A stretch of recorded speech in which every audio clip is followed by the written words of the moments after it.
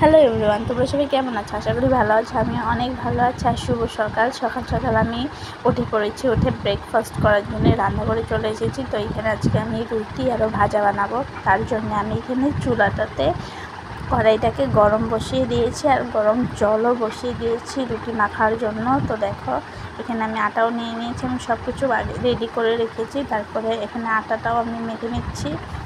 জানো, যত সুন্দর করে আটা মাখা হয় রুটিটাও এত সফট হয়। তার জন্য আমি সুন্দর করে ভালো মতন করে আর রুটিটাকে খুব সফট হওয়ার জন্য অনেক সুন্দর করে অনেক টাইম ধরে মাখলাম। মাখার পর এখানে রুটিটা মাখা হয়ে গেছে। তারপরে আমি ছোটো ছোটো গুলো করে রেখে দিয়েছি সাইডে। তারপরে আমি এখানে ভাজা বসাচ্ছি।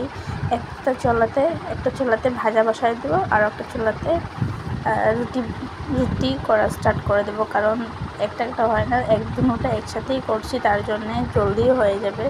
তার জন্য এখানে আমি একের পর এক রুটি বেলে যাচ্ছি। আমি এত সুন্দরভাবে রুটি বেলতে পারি না, তাও আজ সুন্দরই হয়েছে, অল্প সুন্দরই রাউন্ড হয়েছে। তো দেখো এখানে আমি একের পর এক সব রুটি বেলে নিয়েছি।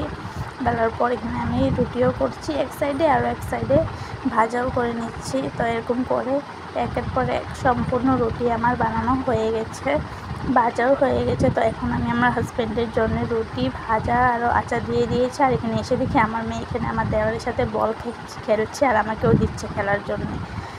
তো আমার মেয়েকে খাওয়ানোও হয়ে গেছে। তো দেখো রুটি আরও ভাজা বানাতে বানাতে আমি ঘেমে গিয়েছি। আসামে খুব গরম গাইস। তো এখন আমি আবার ফ্রেশ হয়েছি।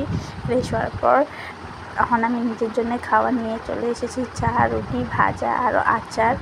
তো আমিও খেয়ে নিই, তারপরে কাজ শুরু করবো। তোমাদের কাদের কাদের খাওয়া কমপ্লিট হয়েছে কমেন্টে আমাকে জানিও।